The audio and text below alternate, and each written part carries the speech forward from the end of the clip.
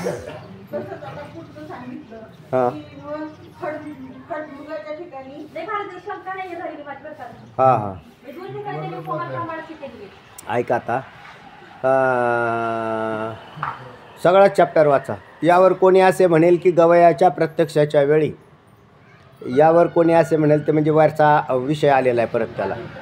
हां यावर कोणी असे म्हणेल की गवयाच्या प्रत्यक्षाच्या वेळी गवयामध्ये गायीचे सादृश्य तर प्रत्यक्षच असते. गवयाच्या प्रत्यक्षाच्या वेळी म्हणजे उपमान प्रमाणाच्या वेळी गवयामध्ये गायीचे सादृश्य प्रत्यक्ष असतं. झालं म्हणजे प्रत्यक्ष का झालं बरोबर परंतु त्यावेळी गायीच्या ठिकाणी मात्र गवयाच्या सादृश्याचे प्रत्यक्ष नसते. हां गायीच्या ठिकाणी गवयाच्या सादृश्याचं प्रत्यक्ष नसतं.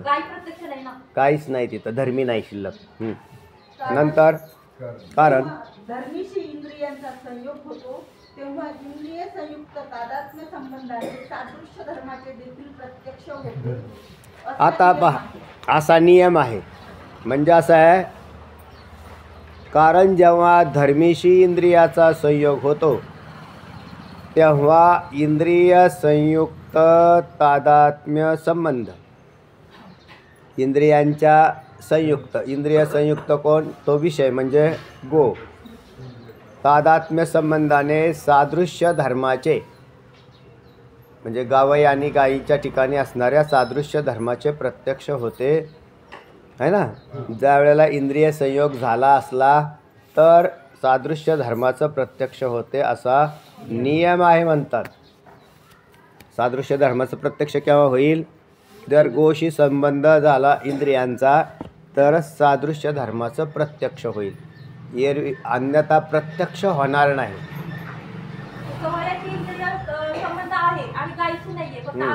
अभाव म्हणून गायीच्या ठिकाणी इंद्रिय संयुक्त कोण आता सादृश्य धर्म कोणाच्या ठिकाणी गायीचे, तर तिथं हां संयुक्त तादात्म्य संबंधाने सादृश्य धर्माचे देखील प्रत्यक्ष होते असा नियम आहे. तर त्या सादृश्य धर्माचं प्रत्यक्ष होतं असा नियम आहे म्हणतात. तर हे ऐका, तर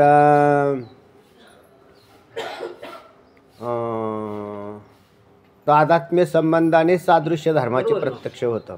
हां हां ज्यावेळी तुम्ही गवई पाहता इंद्रिय गोचरच्या तादात्म्य संबंधाने तुम्हाला गवयाचं ज्ञान झालं, त्यावेळी त्या संबंधाने धर्माचं म्हणजे सादृश्य धर्माचं म्हणजे गायीच्या धर्माचं सुद्धा तिथं ज्ञान होऊ शकतं ना. गायीच्या धर्माचं गवयाच्या प्रत्यक्ष पाहण्याने त्यावेळेस इंद्रिय संयोगाने गायीच्या धर्माचं हे तिथं ज्ञान होऊ शकतं ना. होतंय की हा असं त्याचा अर्थ. गायीचं ज्ञान गाय जरी नसेल त्याचं त्याच्या धर्मांचं ज्ञान, धर्मांचं धर्मीचं नाही धर्माचं. धर्म आणि धर्मी हा भेद केलेला आहे तिथे. तिथं धर्मी गवई आहे आणि गायीच्या धर्माचं सादृश्य ज्ञान होऊ शकतं. म्हणजे तिथे लक्षात आलं का आता, त्याच्या धर्माचं होतं ना, धर्माचं होईल ना.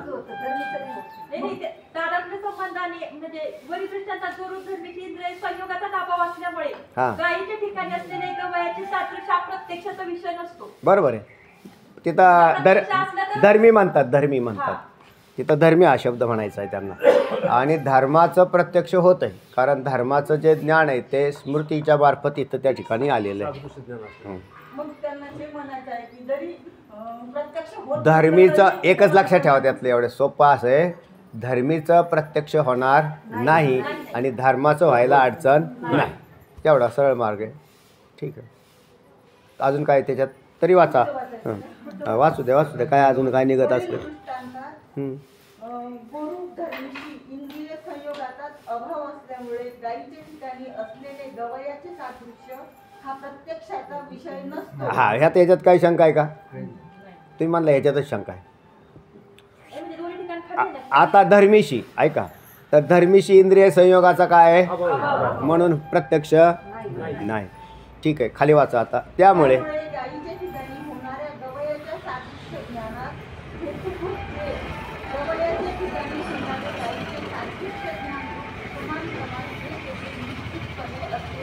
हां झालं होतं ना, याचं स्पष्टीकरण बी दिलं होतं गेल्या वेळेस तुम्हाला.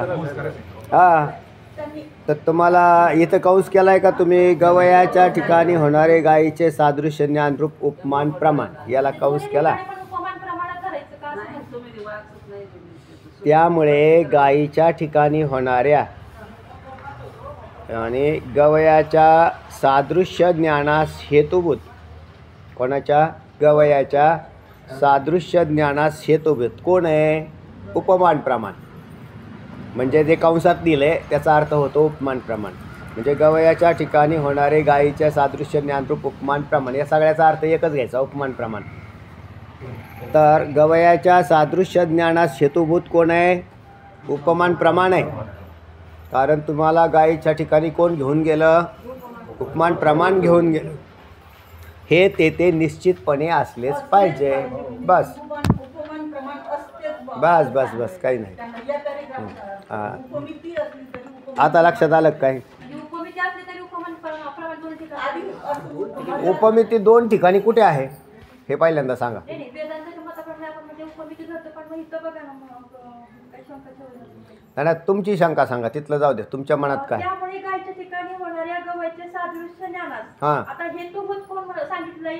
तर पुढचं सांगितलंय की जे गवयाच्या ठिकाणी होणारे गायचे सादृश्य म्हणजे उपमान ज्ञान, प्रमाण. उपमान प्रमाण. हां हे बरोबर. हेतुभूत सांगितलंय. हां बरोबर, असलंच पाहिजे. असलंच पाहिजे. बिलकुल.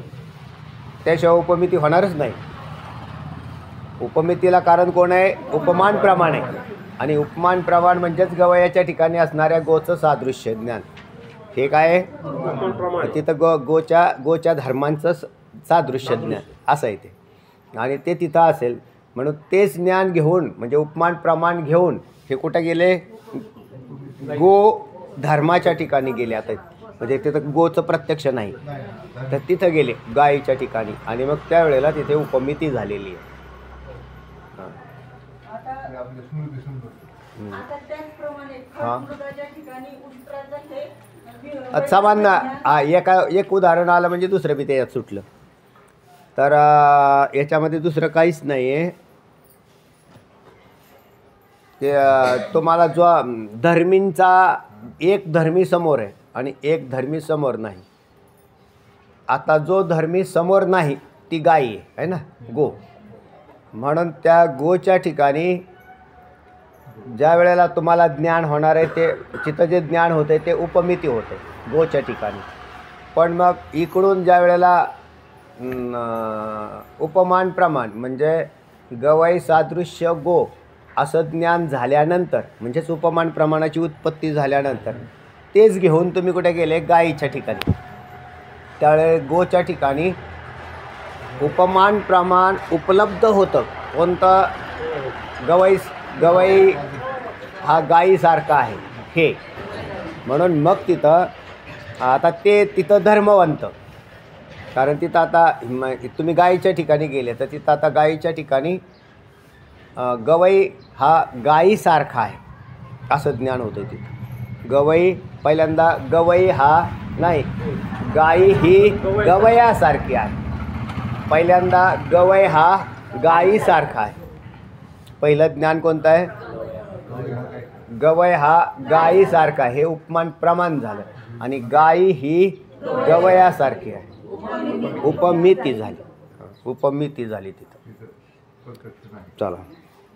आणि त्या उपमितीत उपमान प्रमाणाची आवश्यकताच आहे, असते, होणारच नाही त्याच्याशिवाय. त्याचप्रमाणे हां. खडमृगाच्या ठिकाणी उष्ट्राचं हे ज्ञान प्रत्यक्ष असतं, हां. विरुद्ध ज्ञान. आणि हां. नंतर उष्ट्राच्या ठिकाणी इंद्रिय संयोगाचा अभाव असतो, पण ते ज्ञान प्रत्यक्ष नसतं. तरी पण तिथे खडमृगाच्या ठिकाणी उष्ट्राचं विरुद्ध ज्ञान, पण हे उपमिती प्रमाण असतेच तिथे. उपमान उपमान. हजर असतेच हेच सांगितलं. बरोबर. म्हणजे ते तर खड्गमृगाच्या ठिकाणी उष्ट्राचं, तर कोणाला पाहिलं? खड्गमृगाला म्हणजे गेंड्याला. तर त्याला पाहिलं, तिथं काय पाहिलं? तर उष्ट्र विरोधी धर्मवाद, म्हणजे तिथं धर्मांचं ज्ञान आलं ना, विरोधी धर्माचं. तर त्या ठिकाणी उपमान प्रमाणाची उत्पत्ती झाली खड्गमृगाच्या ठिकाणी. आता तिथं प्रत्यक्ष खड्गमृग आहे, हा प्रत्यक्ष आहे. आता त्याच्यानंतर उपमान प्रमाण तयार झाल्यानंतर ते उपमान प्रमाण घेऊन तुम्ही कुठे गेले, उपमिती होण्यासाठी. आणि मग तुम्हाला जे ज्ञात पूर्वी स्मृती ज्ञानाने तो कोण आहे तर उंट आहे, उष्ट्र आहे. त्या उष्ट्राच्या ठिकाणी हे प्रमाण तिथं काम करतं आहे, उपमान प्रमाण काम करतं आहे. पण तिथे उष्ट्र हा प्रत्यक्ष नाही, उष्ट्र हा प्रत्यक्ष नाही, त्याची स्मृती प्रत्यक्ष आहे, म्हणजे स्मृती आहे तिथे.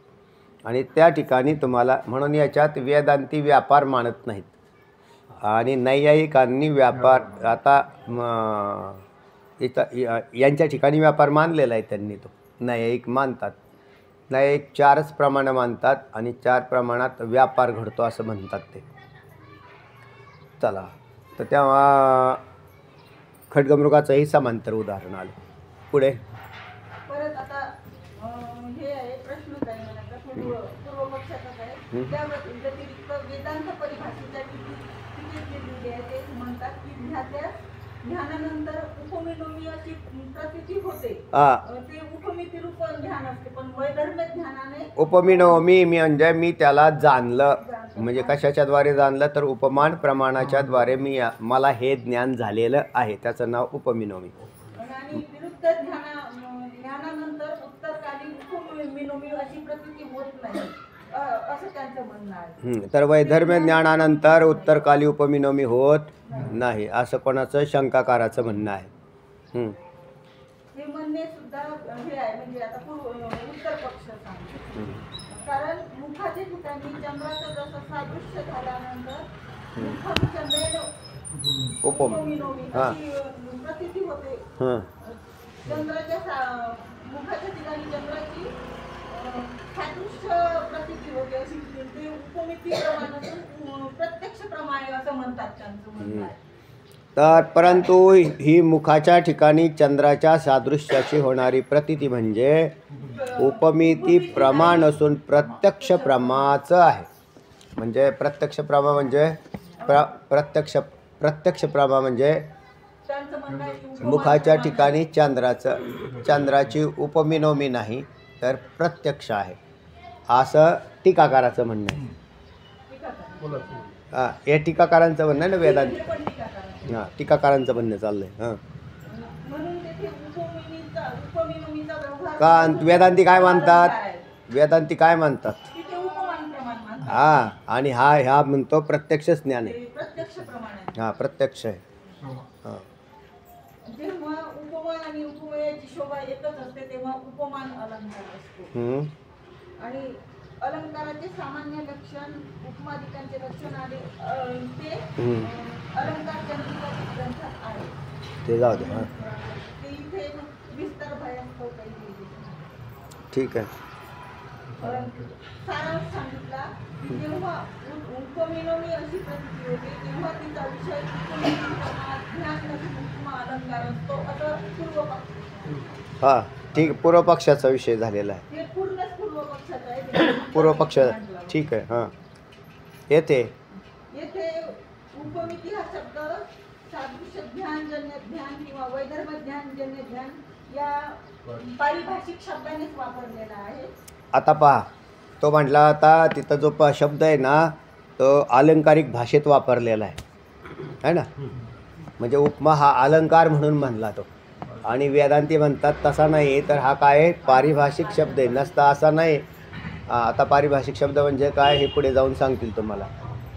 पण उपमा अलंकार हा जो व्याकरणामध्ये आलेला आहे, अलंकारामधला जो उपमा अलंकार आला आहे तिथे उपमा अलंकार या पदाचा अर्थ भिन्न आहे.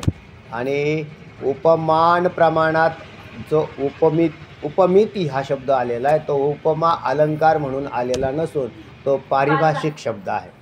आता पारिभाषिक शब्द म्हणजे त्या पदाचा वेगळा अर्थ आहे. तिथं जसा व्याकरणामध्ये आलेला आहे तसा अर्थ आम्ही घेतलेला नाही म्हणतात. तर येथे उपमिती हा शब्द सादृश्य ज्ञानजन्य ज्ञान म्हणजे याचा पारिभाषिक अर्थ काय केला यांनी, सादृश्य ज्ञानजन्य ज्ञान किंवा वैधर्म्य ज्ञानजन्य ज्ञान असा केलेला आहे. आणि व्याकरणात काय अर्थ आहे? अलंकार म्हणून घेतलेला आहे तो. उपमा अलंकार असा घेतलेला आहे, त्याची उपमा दिली असा अर्थ.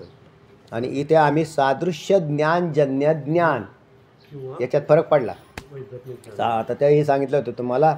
सादृश्य ज्ञान जन्य ज्ञान म्हणजे सादृश्य ज्ञान म्हणजेच उपमान प्रमाण, त्या उपमान प्रमाणापासून जन्य म्हणजे उपमिती ज्ञान, याला आम्ही उपमिती असं म्हणतो. असा या उपमिती पदाचा अर्थ आहे. चला, हा म्हणजे शास्त्रीय अर्थ आहे. हा शास्त्रामध्ये ठराविक अर्थाने वापरल्या जाणाऱ्या शब्दाला परिभाषा म्हणतात आणि त्या परिभाषेच्या द्वारा बोध करून देणाऱ्या शब्दाला पारिभाषिक शब्द म्हणतात. तर हे प्रत्येक भाषेचे असे शब्द राहतात, त्याला पारिभाषिक शब्द म्हणतात. आणि त्या पारिभाषिक शब्दाचे अर्थ भिन्न असतात. ते प्रत्येक फॅकल्टीमध्ये असतात. असं नाही की वेदांताच्या या अध्यात्मशास्त्रामध्ये ते शब्द आलेत असं नाही. तर तुम्ही ज्या वेळेला इंजिनिअरिंगमध्ये गेले तर इंजिनिअरिंगचे शब्द त्यांचे ते शब्द वापरतात, त्यांचे पारिभाषिक शब्द असतात. त्यांना त्याचं ज्ञान करून घ्यायचं असतं. म्हणजे त्यावेळेला त्या व्यक्तीला ती इंजिनिअरिंग लँग्वेज कळते. आमच्या इकडे लॉमध्ये जर गेले तर लॉचे स्पेशल शब्द आहेत, लॉ फॅकल्टीचे. तर त्याच्यामध्ये सुद्धा स्वतंत्र सेपरेट लॉचे वर्ड्स. ते ज्या वेळेला वकील बोलतात त्यावेळेला तुम्हाला कळणार नाही बराचसा भाग. त्याचं कारण त्याने तो पारिभाषिक शब्दाचा प्रयोग केलेला असतो बरं. किंवा आता IT क्षेत्रामध्ये गेला तरी त्यांचे पारिभाषिक शब्द येतात नवीन त्यांचे, आणि मग त्याच्याद्वारे ती भाषा बोलली जाते. तसे अध्यात्मशास्त्रात वेदांताची एक परिभाषा आहे. समान शब्द दिसला याचा अर्थ समान अर्थ असतो असा नाही, त्याला म्हणायचं पारिभाषिक शब्दांचे अर्थ.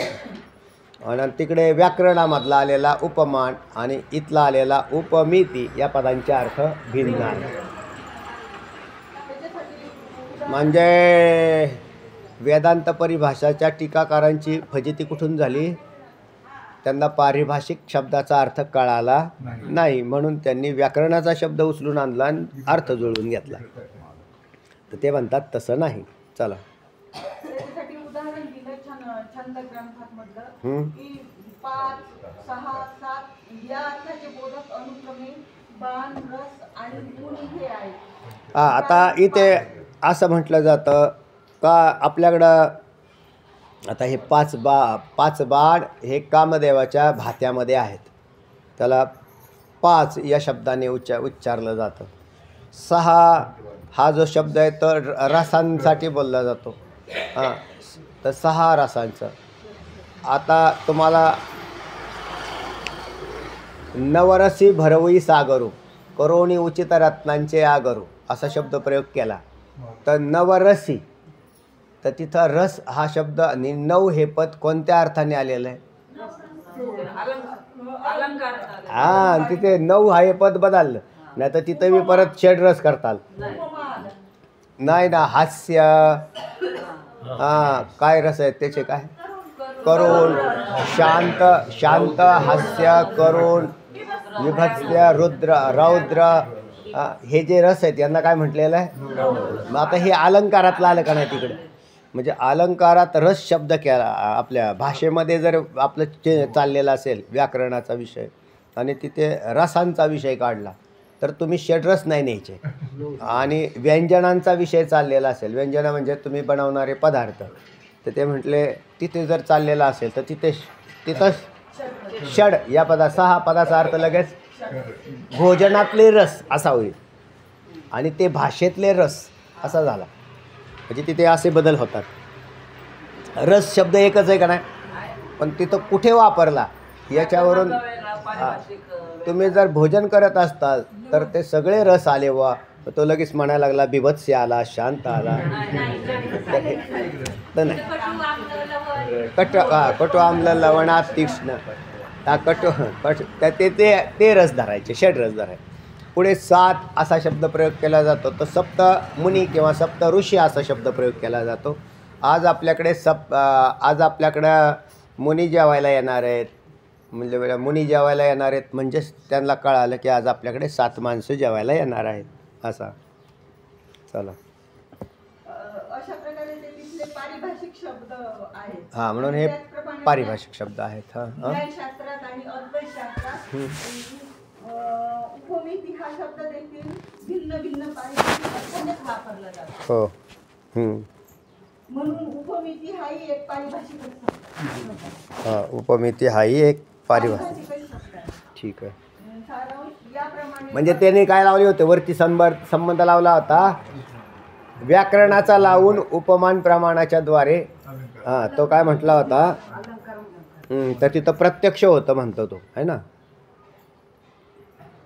परंतु मुखाच्या ठिकाणी चंद्राच्या सादृश्याची होणारी प्रतीती म्हणजे उपमिती प्रत्यक्ष प्रमाच आहे. म्हणून तेथे उपमिनोमी या व्यवहाराचा विषय सुद्धा उपमिती प्रमाण नसून उपमा अलंकारच आहे. उपमा अलंकार असं म्हटलं तर तो हा उपमा अलंकार नसून आम्ही मानतो त्याप्रमाणे उपमिनोमी असे आहे. आणि उपमिती हे प्रमाण आहे. उपमिती हे ज्ञान होतं तिथं. पुढे याचा सारांश सांगितला की अद्वैतशास्त्रात सादृश्य ज्ञानजन्य ज्ञान आणि वैधर्म ज्ञानजन्य ज्ञान हा सुद्धा उपमिती या शब्दाचा पारिभाषिक अर्थ आहे. ठीक आहे. त्याच्याप्रमाणे हा पण पारिभाषिक म्हणजे वैधर्म्य ज्ञानजन्य ज्ञान. हां, हे व्याकरण दृष्टीने जर पाहिलं तो काय म्हटला उपमा अलंकार आहे. तर मग वैधर्म्य ज्ञानजन्य ज्ञान हा शब्द प्रयोग तिथं बसणारच नाही कारण त्याचा अर्थ जुळत नाही. का हो, तिथं तो उपमा अलंकार आणि वैधर्म्य ज्ञानजन्य ज्ञान सांगता येतो. तरी आम्ही हा शब्द म्हणून तिथं आम्ही जो शब्द वापरला उपमिती या पदाचा अर्थ सादृश्य ज्ञानजन्य ज्ञान आणि वैधर्म्य ज्ञानजन्य ज्ञान हे दोन्हीही ज्या ठिकाणी असतात त्याला उपमिती म्हणतात. आणि तुझा उपमा अलंकार हा वेगळा आहे. जो व्याकरणामध्ये आलेला आहे तो वेगळा आहे. त्याचा इथे काही संबंध नाही. आता वाचा पुढे. शिष्याने शंका केलेली आहे की महाराज सादृश्य म्हणजे तरी काय. पहा महाराज सादृश्य असं जे तुमच्यासारखे शब्द येत आहेत तर त्याचा अर्थ काय होतो. तर समाधान सांगताना श्रीगुरु म्हणतात की हे शिष्य भेदसहित जो समान धर्म त्या सादृश्य. आता सादृश्याचं लक्षण आलं. भेदासहित समान धर्मवानाला सादृश्य असं म्हणतात. भेदासहित म्हणजे दोन पदार्थामध्ये भेद आहे. गवई आणि गाई यांच्यात भेद आहे का अभेद आहे. भेद आहे. आणि धर्मामध्ये समानता आहे. सर्व अंशाने नाही समानता राहणार पण काही अंशामध्ये त्याच्यात अपकृष्टता आणि उत्कृष्टता असे दोन शब्द येणार आहेत पुढे आणखीन. तर सादृश्यामध्ये आहे पुढे येणार आहे. तेव्हा काही धर्म काय दिसतात सारखे दिसतात गायीमध्ये आणि गवयामध्ये. तर त्याचा आकार म्हणजे पिंडामध्ये सादृश्यता दिसते. गायीच्या पिंडापेक्षा गवयाचा पिंड मोठा आहे पण तरीसुद्धा सादृश्यता दिसते. गायीच्या वशिंडापेक्षा गवयाचं वशिंड चपते कमी पण तरीसुद्धा सादृश्यता. गायीच्या चेहऱ्यासारखा गवयाचा चेहरा आहे म्हणजे साधारण तरी जाबड्यामध्ये थोडीशी भिन्नता आहे कारण देवाने सगळे प्राणी सारखे नाही निर्माण. तर मग गायीच झाला असता तो गवईच नसतं. म्हणून भेद आहे. गायी आणि गवई यांच्यात भेद आहे. भेदासहित पण काही समान धर्म आहेत त्याला सादृश्य असं म्हणतात. लक्षात आलं. भेदासहित समान धर्ममानाला सादृश्य असं म्हणतात. म्हणून मग असे सादृश्य त्याच्यावरून ज्ञान होतं आहे म्हणून ते प्रमाणात आलं. जर त्याच्यामुळे ज्ञान झालं नसतं तर मग हे प्रमाण मानण्याची आवश्यकता वाटली नसते. पण आपल्याला ज्ञान होतं आहे ना सादृश्य पदार्थांचं. तर त्याच्यामध्ये जसं पहा किती सांगतो तुम्हाला. दुसरा भाग असा आहे. एक वडील आणि एक मुलगा आला. ज्या मुलाला आवळी जावळी दोन मुलं आहेत है ना. तो समोर आला. जसे आमच्या त्या ह्याचे आहेत जाधवांचे राम आणि लक्ष्मण आहे ना तिकडे आहेत ना निमगाव गावाले राम लक्ष्मण ते दोन्ही सारखेच दिसले. ते सुरुवातीला मी पाहिले. त्यांची नावं बी अशी ठेवतात. लक्ष्मण कोणता धरायचा आणि राम कोणता धरायचा हा प्रश्न आहे. काही ते इतके तंत राहतात ना असे. तर त्याच्यामधल्या अशा मग त्याला बरं त्यांचे ते दोघं बी समान दाढी ठेवतात आणि उंची सारखी दोघाची शरीर यष्टी सारखी असे एकदम दोघं सारखे.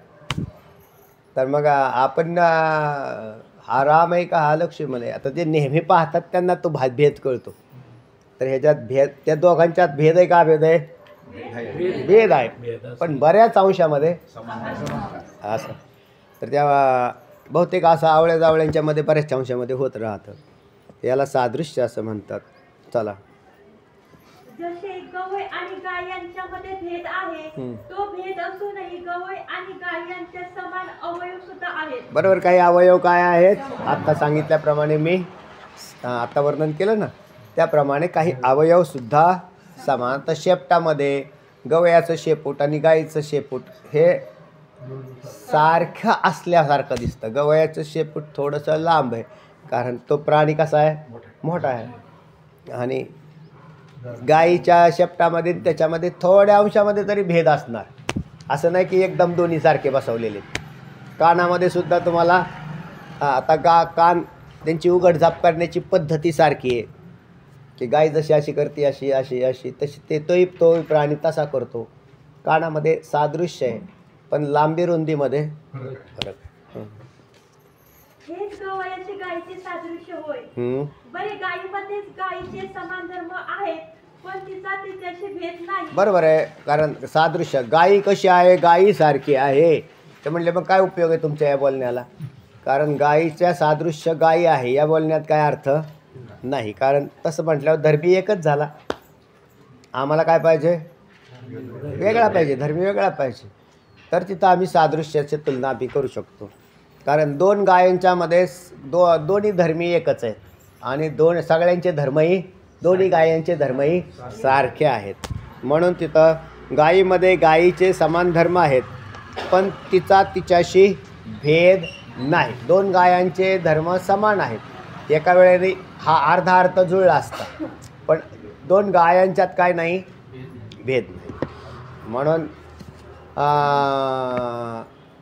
दोन धर्मींच्यामध्ये भेद पाहिजे. नुसता समान धर्मच पाहिजे असा नाही, तर तो काय पाहिजे? अजून भेदही पाहिजे. धर्मीमध्ये भेद पाहिजे. म्हणून तिच्याशी सादृश्य आहे असे म्हणता येत नाही. भेदासहित समान धर्म असं लक्षण केलं ना. नुसतं समान धर्म केलं तर दोन गायांच्यात समान धर्म आहे, बरोबर आहे, पण भेद नाही. म्हणून हे लक्षण त्या ठिकाणी बसत नाही. पण गवई आणि गाई यांच्या ठिकाणी मात्र हे लक्षण बसतं. याहून उलट गायीचा अश्वाच्या ठिकाणी भेद आहे, पण समान धर्म नाही. म्हणून तिथंही लक्षण बसत नाही. बरोबर आहे, कारण तिथं समान धर्मही नाहीत, आणि धर्मी भिन्न आहे. तिथं धर्मी भिन्न आहे, म्हणजे अर्ध लक्षण घेतलं. अर्ध कोणतं? धर्मी भिन्न पाहिजे. तर धर्मी भिन्न आहे, पण धर्म समान नाही. म्हणून तिथं तेही लक्षण बसत नाही. म्हणजे भेद सहित समान धर्म नाही. बरोबर. म्हणून त्यांच्यामध्येही सादृश्य नाही. भेद सहित म्हणजे भेद आहे, पण समान धर्म नाही. कारण गाय आणि अश्व याच्यात भेद आहे. भेद नाही, पशु तो नाही धरायची. तर धर्मी तो प्रत्यक्ष पिंड. तर तेव्हा अश्व आणि गाई हे दोघांचे शरीर भिन्न आहेत, म्हणजे भेद आहे. भेदासहित पण समान धर्म हे जुळत नाही लक्षण. म्हणून दोन बाजू काढल्या या लक्षणामध्ये, एक भेद आणि समान धर्म. नुसता भेद असून चालणार नाही तर समान धर्म लागतील, आणि नुसते समान धर्म असून चालणार नाही तर भेद लागतील. बस हे त्याचा मतितार्थ. दोन मुद्दे काढले ना लक्षणामध्ये. दोन मुद्दे आहेत की भेदासहित समान धर्मवानाला सादृश्य असं म्हणतात. तर भेदासहित त्यात भेद हा पद आलं, आणि समान धर्म हे पद आलं. हे दोन्हीही ज्या ठिकाणी बसतात त्याचं नाव सादृश्य. तसेच चंद्र आणि मुख यात भेद आहे. बरोबर. आता चंद्र आणि मुख यामध्ये काय आहे? भेद आहे.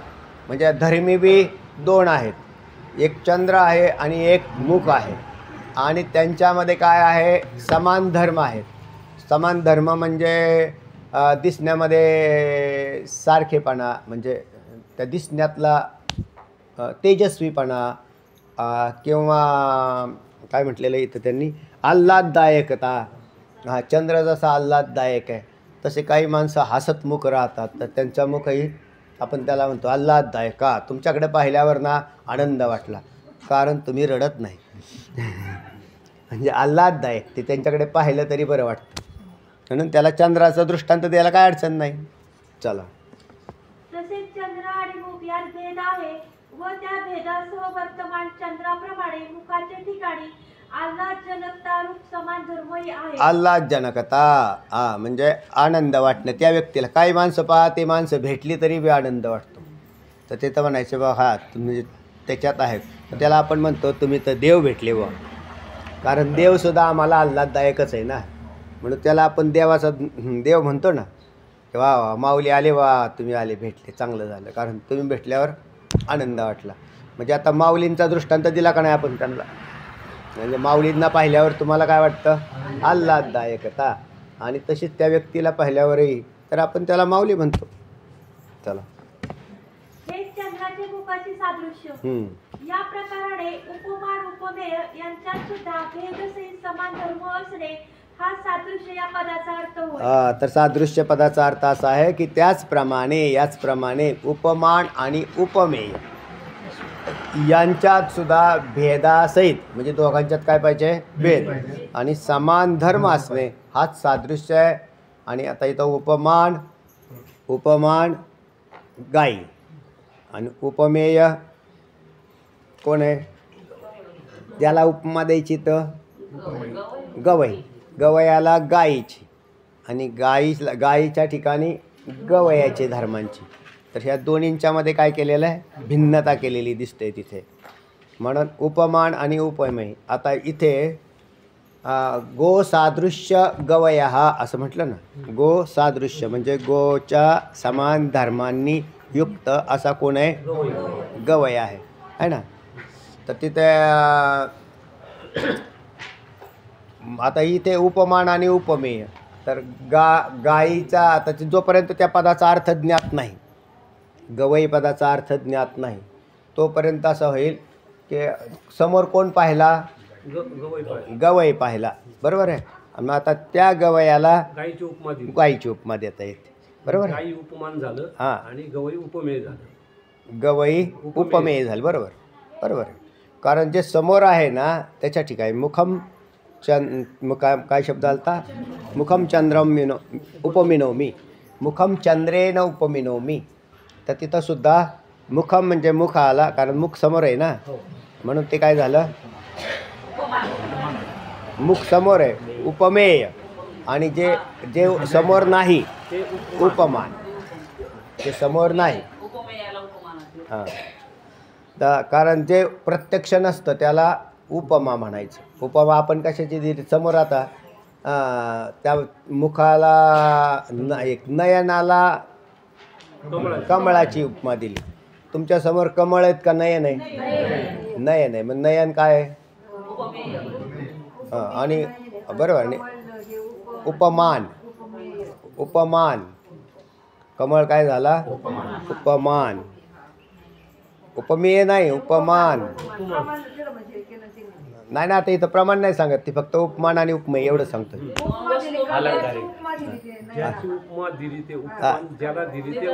ज्याला उपमा दिली ते उपमेय, आणि ज्या ते उपमा. चला, यावर कोणी असे म्हणेल की, यावर कोणी असे म्हणतात की सादृश्य या नावाचा कोणी एक भिन्न पदार्थ आहे की जो उपमान उपमेय वृत्तीत आहे. आता यावर कोणी असे म्हणतात की आणखीन कुठल्या तरी एखाद्या व्यक्तीचं काय आहे, मत आहे, त्यांनी तिथं कुठेतरी लिहिलेलं असेल, त्याचंही खंडन करता येईल. यावर कोणी असे म्हणतात की सादृश्य या नावाचा कोणी एक भिन्नच पदार्थ आहे, म्हणजे सादृश्य नावाचा भिन्न पदार्थ आहे, तुम्ही जसे मानतायत असं नाही. कसं आहे ते सांगा, की जो उपमान उपमेय यांच्या निंदी धर्मावर भिन्न आहे. पहा, जो उपमान उपमेय वृत्ती तर आहेच आहे. हे वाचलं नाही का, नाही वाचलं. या नावाचा कोणी एक भिन्न पदार्थ आहे की उपमान उपमेय आता उपमान उपमेय पदाचा अर्थ खाली लिहिला आहे. उपमान उपमेय यांच्या ठिकाणी राहणारा म्हणजे त्याला म्हणतात उपमान उपमेय वृत्ती. उपमान उपमेय वृत्ती म्हणजे उपमान आणि उपमेय यांच्या ठिकाणी राहणारा, की जो उपमान एक न दोघांच्या ठिकाणी राहतो. सादृश्य नावाचा एक असा पदार्थ आहे की जो या देऊन भिन्न आहे आणि तो उपमान उपमेय वृत्ती आहे, म्हणजेच उपमान आणि उपमेय यांच्या ठिकाणी राहतो. परंतु पण तो उपमान उपमेय यांच्या निर्णित धर्मावरून भिन्न आहे. म्हणजेच कसा की तुम्ही जसा त्यांच्या निर्णित धर्मावरून भिन्न आहे. तुम्ही सादृश्य कसं मानता की समान धर्म दिसलं की मानता, तर तसा नसून तो एक भिन्न धर्म आहे की जो उपमान आणि उपमेयाचं तर काय करतो, त्यांचा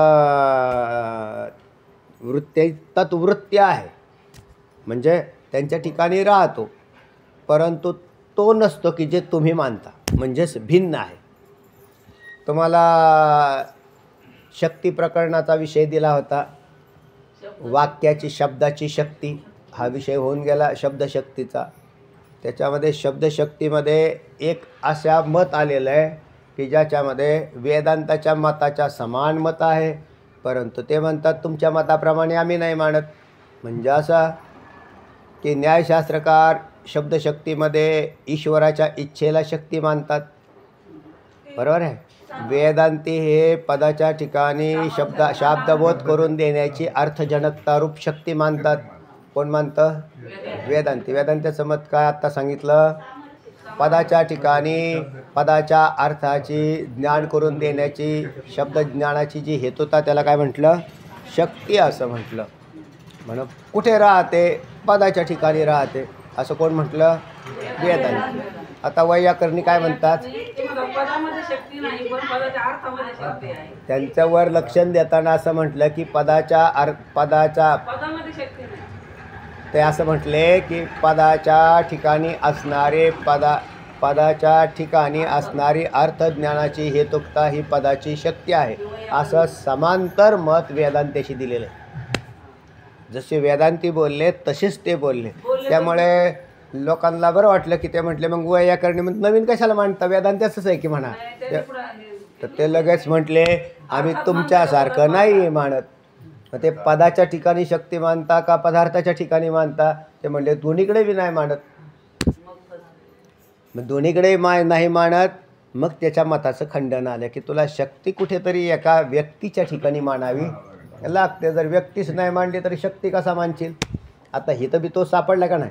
तो म्हणतो उपमान उपमेय वृत्ती तर आहे पण त्यांच्या ठिकाणी नसून त्यावरून भिन्न आहे. समांतर मत आहे अगदी. इथं जसं आलं ना वैयाकरणीचं. कुमारील भट्टांचं काय मत आहे? शिंदेताई कुमारील भट्टांचं मत काय? शब्द तादात्म्य संबंधाला शक्ती मांडली, तर तादात्म्य संबंधाला शक्ती मांडलेली. किंचित भेदासह किंचित अभेदाला म्हणजेच तादात्म्य संबंधाला शक्ती मानली. चला, तर तेव्हा इथे सुद्धा वैयाकरणीच्या मताचा अनुवाद आला बघा की म्हणजे विषय वेगळा आहे आणि तो विषय वेगळा आहे. तर उपमान उपमेय वृत्ती तर आहेच आहे, पण तो उपमान उपमेय यांच्या निर्णित धर्मावरून भिन्न आहे. कसा आहे तो? निर्णित धर्मावरून. हे म्हणणे देखील बरोबर नाही म्हणतात. चला, या काय म्हणजे निर्णित धर्मावरून भिन्न, पण कुठं मानणार तू? कसे काय? म्हणजे नाही तुम्ही मानता तसं नाही, तुम्ही मानता तसं नाही, तर मग तू मानतोयस ते तरी कसं? तर ते म्हणले नाही तुमच्यावरून आमचं मत वेगळं असं म्हणून चालत नाही, तुला कुठेतरी ते मानावी लागेल ना.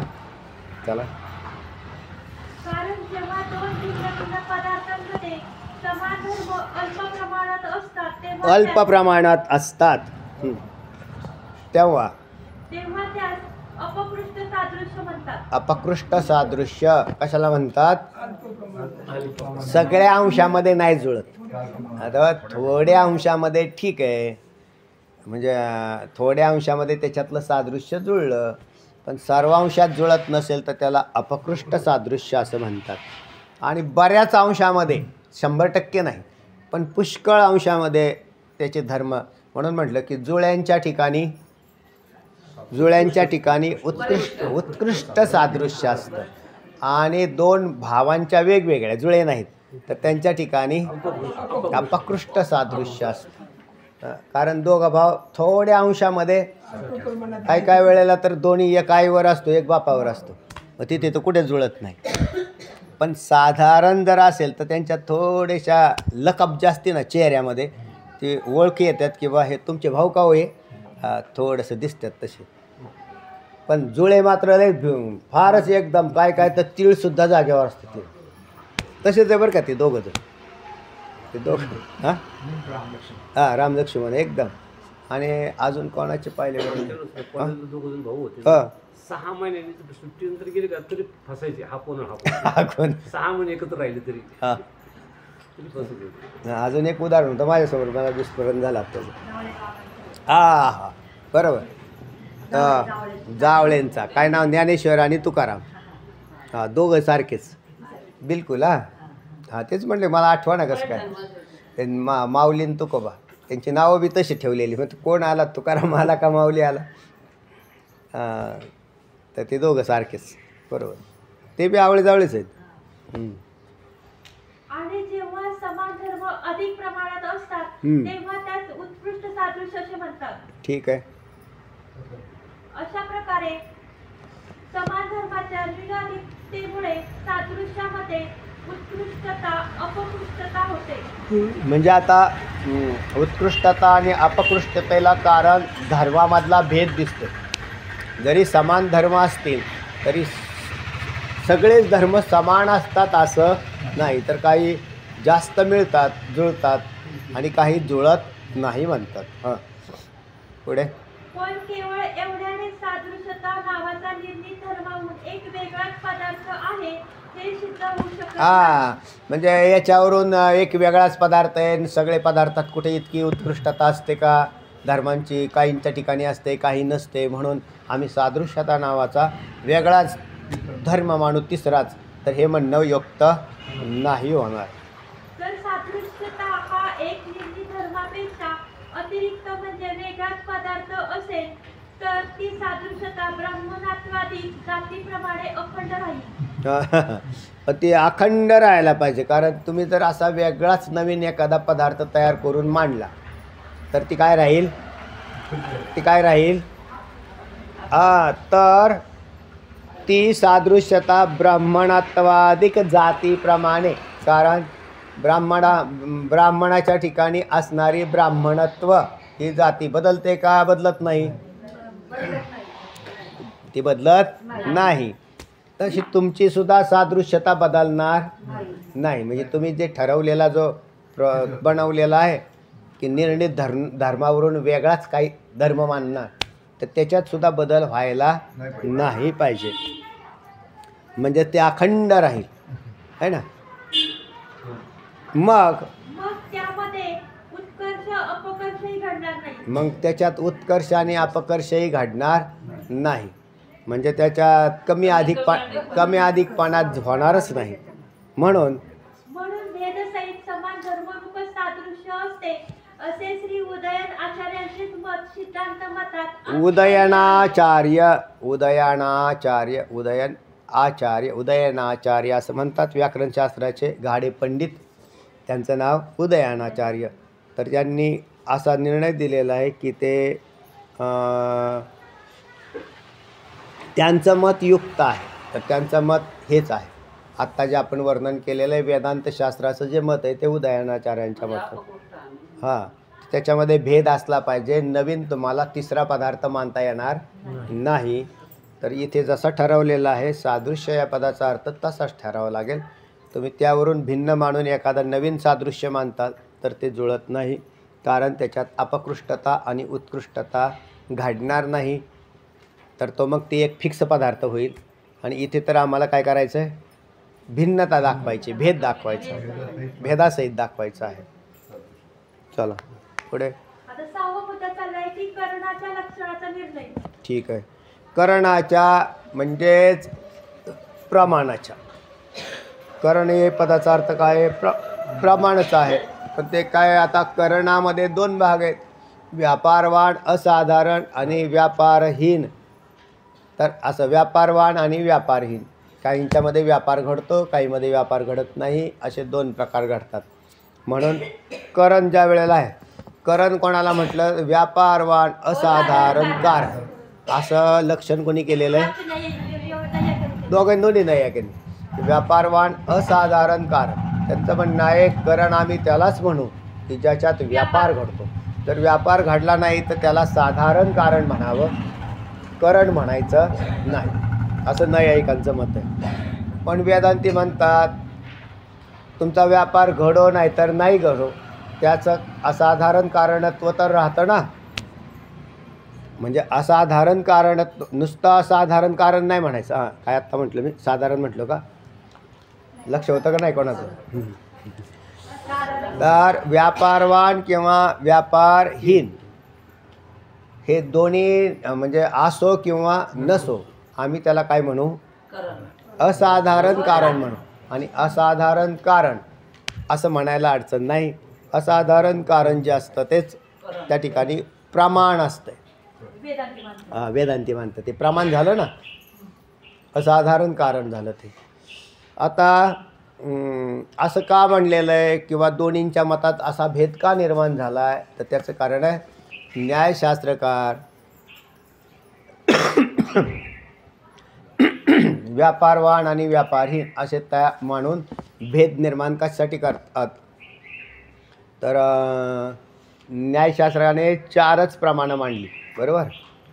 पहिली जी 4 आहेत, प्रत्यक्ष, अनुमान, शब्द आणि उपमान, तर हे 4च मानलेले आहेत. तर आणि वेदांती मात्र पुढचे 2 अर्थापत्य आणि अनुपलब्धी मानते.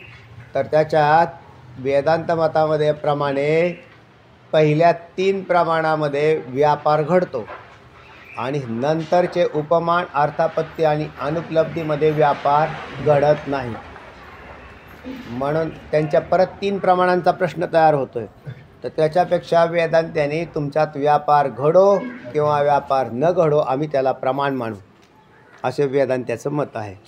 आणि नैयायिक मात्र तसे करत नाही. तर आता हा विषय येणारच आहे याच्यामध्ये. तेव्हा करणाच्या लक्षणाचा, करणाचं लक्षण काय करायचं महाराज? तर नैयायिकांनी केलेलं व्यापारवान असाधारण कारण को करण कहते है, म्हणजे व्यापारवान असाधारण कारणाला करण असे म्हणतात. तर असं लक्षण न्यायशास्त्राने केलेलं आहे. वेदांत्याचं काय लक्षण आहे? किंवा आत्ता आपला जो विषय चाललो आहे कशाचा? उपमान प्रमाणाचा, याच्यातच आपण पाहूया. म्हणून हा विषय आलेला आहे टॉपिक. चला. यद्यपि न्याय व वेदांत या दोन्ही मतात उपमान शब्दाच्या पारिभाषिक अर्थामध्ये फारसा मतभेद नाही. तरी बी आहेच, फारसा नाही म्हटलं तरी मतभेद आहेच आहेत. कसे म्हणताल? तर कारण दोन्ही मतानुसार उपमानाचे लक्षण उपमिती प्रमेयचे जे करण ते उपमान असेच मानलेले आहे. हे साधारण लक्षण केलं होतं असं म्हटलं होतं पाठीमागं, है ना. उपमिती प्रमेयचे जे करण ते उपमान प्रमाण, हे लक्षण कसं आहे? साधारण लक्षण आहे. तर तेव्हा आम्ही दोघांच्या मतात फारसा मतभेद नाही. या लक्षणाला जर धरलं तर फारसा मतभेद नाही, पण खोलीत गेले तर मतभेद आहे. कसं ते आहे का? तरी पण उपमिती शब्दाच्या पारिभाषिक अर्थाविषयी मात्र दोन्ही शास्त्रकारांत मतभेद आहे. बरोबर आहे. उपमिती म्हणजे ज्ञान, उपमिती म्हणजे उपमान प्रमाणाच्या द्वारे होणारं ज्ञान, याच्यामध्ये दोन्ही मतात भेद आहेत. नैयायिक म्हणतात संज्ञेमध्ये संज्ञेच्या वाच्यतेच्या अर्थाचं जे ज्ञान त्याला उपमिती प्रमा असं म्हणतात. आणि तेच जर सादृश्य ज्ञानजन्य ज्ञानाला उपमिती म्हणतात. हे कोणाचं झालं? म्हणून फरक झाला ना, दोन्हींच्या मतामध्ये काय झाला? फरक झाला तो. किंवा सादृश्य ज्ञानजन्य ज्ञान आणि वैधर्म्य ज्ञानजन्य ज्ञान हे दोन्हीसुद्धा वेदांत्यांनी मानलेले आहेत. रेकॉर्डला एकच आहे, रेकॉर्डला एक नोंद नाही. कोणती? हां, हे ना, पण मान्यता आहे. लक्षात आले का? मिळतात म्हणून त्यांनी मान्यता दिलेली त्याला, पण रेकॉर्डवरती नोंदी करून ठेवलेल्या नाहीत. कारण तसे हे सगळेच हुशार आहेत, परत काय घोटाळा व्हायला नको. हां, की न्यायमतात उपमिती शब्दाचा पारिभाषिक अर्थ म्हणजे गवई पदाच्या वाच्यतेचे ज्ञान असं आहे. बरोबर आहे. न्यायमतात उपमिती पदाच्या पारिभाषिक अर्थ काय केला? गवई पदाच्या वाच्यतेचे ज्ञान म्हणजेच संज्ञेमध्ये संज्ञेच्या वाच्यतेचे ज्ञान, त्याला काय म्हटलं? उपमिती.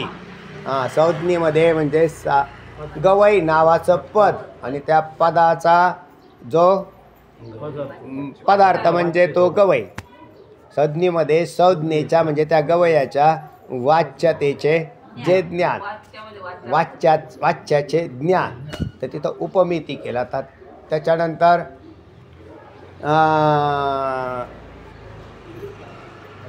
त्याचे करण म्हणजे प्रमाण. करण पदाचा अर्थ काय? प्रमाण. आता त्याच्यातही करण कसं केलेलं होतं? कोणाचं? नाही. त्यांच्यात बी दोन भाग. वाक्यार्थ अनुभव हा कुणी मानला? प्राच्यांनी. आणि नव्य न्यायिकांनी पिंडाचं प्रत्यक्ष. म्हणून प्रमाणामध्ये भेद केला आहे. लक्षात आलं ना? म्हणून करण पदाचा अर्थ काय आहे? प्रमाण. म्हणून वरती जे लिहिलेलं आहे 6वं हेडिंग की करणाच्या लक्षणाचा भेद म्हणजेच उपमान प्रमाणाच्या लक्षणाचा भेद, असं लक्षात ठेवायला सोपं. तर करण हा शब्द आला की घाबरून जायचं काही कारण नसून प्रमाण सांगायचं त्यांना बस. म्हणजे त्यांच्या लक्षणातला जो भेद झाला आहे न्यायिकांच्या आणि वेदांताच्या, हाही परत एकदा स्पष्ट केला आहे. चला. त्याचे करण म्हणजे वाक्यार्थ अनुभव किंवा सादृश्य विशिष्ट पिंड प्रत्यक्ष हे होय. तर सादृश्य विशिष्ट पिंड म्हणजेच नव्य न्यायिक आणि वाक्यार्थ अनुभव म्हणजेच प्राच्य न्यायिक. ठीक. याहून उलट अद्वैत मतात उपमिती शब्दाचा पारिभाषिक अर्थ म्हणजे सादृश्य ज्ञानजन्य ज्ञान किंवा वैधर्म्य ज्ञानजन्य ज्ञान असा आहे. तर आता इथं वैधर्म्य ज्ञानजन्य ज्ञान जरी मानलेलं नसले तरी त्याला परवानगी आहे किंवा मानायला अडचण नाही असं सांगितल्यामुळे मान्यता आहे त्याला. म्हणून हे दोन्हीही धरलेले आहेत. वास्तविक लक्षणामध्ये मात्र एकच केलेलं हे लक्षात ठेवा. त्याचे करण आता करण कसं केलं? वैधर्म्य ज्ञानालाच काय केलं? करण बनवलेलं आहे. कसं म्हणतात तर खड्गमृगाच्या ठिकाणी उष्ट्राचं ज्ञान. तर हे काय झालं? वैधर्म्य ज्ञान. आणि हे वैधर्म्य ज्ञान हेच काय आहे? प्रमाण आहे. उपमान प्रमाण आहे. वैधर्म्य ज्ञान खड्गमृगाच्या ठिकाणी उष्ट्राचं ज्ञान हे उपमान प्रमाण आहे. बरोबर आहे. आणि सादृश्य ज्ञानामध्ये गवयाच्या ठिकाणी असणाऱ्या व सादृश्य धर्माचं जे ज्ञान तिथे काय आहे? उपमान प्रमाण आहे. चला. अशा दोन्ही मतात उपमिती शब्दाचा पारिभाषिक अर्थ भेद म्हणजे फरक आहे. आता म्हणतात फरक आहे आणि मग अशी म्हटले फारसा फरक नाही. तर फारसा फरक कशाने नाही? सामान्य लक्षणाच्या द्वारे नाही आणि विशेषामध्ये जर ज्या वेळेला शिरलो त्यावेळेला भेदच दिसतो.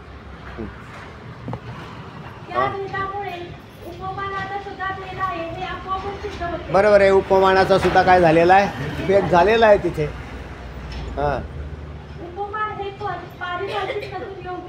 आता उपमान याच्यात प्रमाण असतं बरं का, लक्षात ठेवायचं नेहमी. तर त्या उपमानाचा सुद्धा भेद आहे म्हणजे प्रमाणाचा भेद आहे, आपाप सिद्ध झालं. उपमान हे पद पारिभाषिक नसून यौगिक आहे. आता आम्हाला पारिभाषिक शब्द म्हणजे काय हे मागं समजलं, आत्ताच मागं झालेलं आहे. तर पारिभाषिक नसून यौगिक आहे.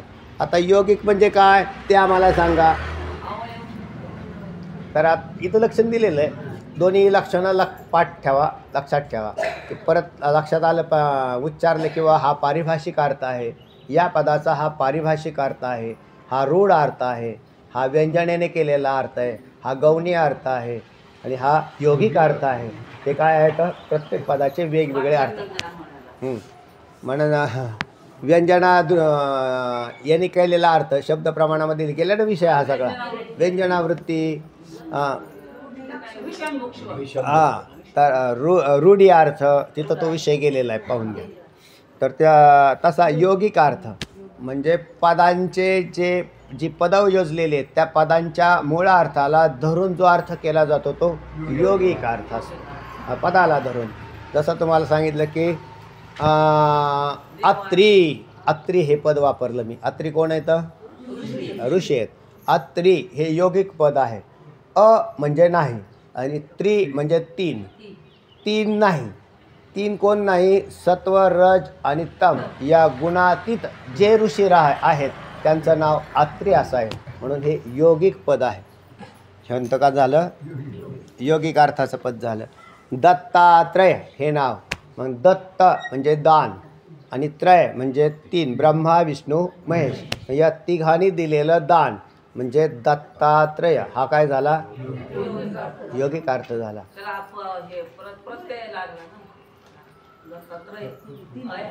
हां म्हणजे झाला ना, त्याच्यात आला ना तो दत्त आणि त्रय असे दोन. दत्त अधिक त्रय बरोबर दत्तात्रय. सरळ सरळ सरळ अर्थ. किंवा अत्री त्याच्यामध्ये बी असाच आहे. चला, किंवा आणखीन तुम्हाला असे पदं दिसतील. पण काही असे जे लिहिलेले असतात पदं की ज्याचा योगिक अर्थ संभवत नाही. म्हणजे याला त्याचा शोधायला गेलो तर काहीच अर्थ संभवत नाही. हां, असे सध्याची काही नवीन नावं ठेवलेली आहेत माणसांना. तिथे त्याचा विचारच करावा लागतो की ही नावं कशी काय ठेवलेली असतील, बरं काय याचा अर्थ होतो. हां, पण पुराणात जी नावं दिसतील ना तुम्हाला त्याचे अर्थ अगदी सुंदर आहेत. आणि नवीन लोक काही शब्दाला शब्द जोडतात, फक्त त्याला तयार करायचे असतात. पुढे व्याकरणाच्या परिभाषेत सांगायचे झाले हा. तर जे पद आपल्या अवयवांच्या अर्थात करीत नाही हा. त्या पदास योगिक पद असे म्हणतात. झालं. योगिक पद कशाला म्हणतात? जे आपल्या अवयवांच्या अर्थाचा त्याग करत नाही. आपल्या अवयवाच्या अर्थाचा. अत्री अधिक त्रय त्री त्याच्यात प्रत्यय आला आहे. ई हा प्रत्यय अत्रीमध्ये आला आहे तो. हां, तर तिथे प्रत्यय आलेला आहे. अत्री असं केलं झालं. अधिक त्रय अधिक ईचा उच्चार होतो ना तिथे. म्हणजे या सगळ्या पदांना धरून ई या पदात युक्तता आलेली आणि म्हणजे याच्यावरून भिन्नता आली. आता अने नकार केला ना त्रयांना, तीन गुणांनी रहितता आणली, तर मग त्याचा अर्थबोध करणारं असं अत्री हे पद तयार झालं. तुम्ही अत्री हे पद अर्थाने वापरू शकता. हे जवक साहेब तर अत्री आहेत असं म्हटलं म्हणजेच ते काय आहेत? तीन गुण त्रिगुण रहित बनलेले आहेत. म्हणून त्याचा योगिक अर्थ संभवला. म्हणजे ते फक्त नुसता अत्री या ऋषींनाच लागला असा नाही, तर तो त्याचा शब्दप्रयोगही केला जाईल. येथे त्या व्याकरणाच्या रीतीने उपमान पदाच्या अवयवांचा अर्थ उपमितीचे करण असा आहे. उपमितीचे करण. व्याकरणाच्या परिभाषेत सांगायचे झाले तर जे पद आपल्या अवयवांच्या अर्थाचा त्याग करत नाही त्यास योगिक पद असे म्हणतात.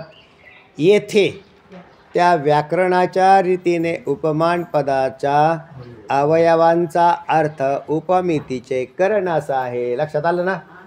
उपमितीचे करण म्हणजेच उपमान प्रमाण. हां, इथं उपमान या पदाचा अर्थाचा योग काय झाला? उपमान म्हणजेच उपमान प्रमाण. आणि उपमितीचे करण कोण आहे? उपमान प्रमाण आहे. हां, तर या अवयवांचा अर्थ उपमान या योगिक अर्थ असा आला त्याचा की उपमितीचे करण असा अर्थ केला. म्हणजे ज्यापासून उपमिती उत्पन्न होते त्याचं नाव उपमान असा योगिक अर्थ बनवला. ठीक, आता इथंच थांबू. पुंडलिक वरदा हरिष्ठल श्री ज्ञानदेव तुका पंढरनाथ भगवान की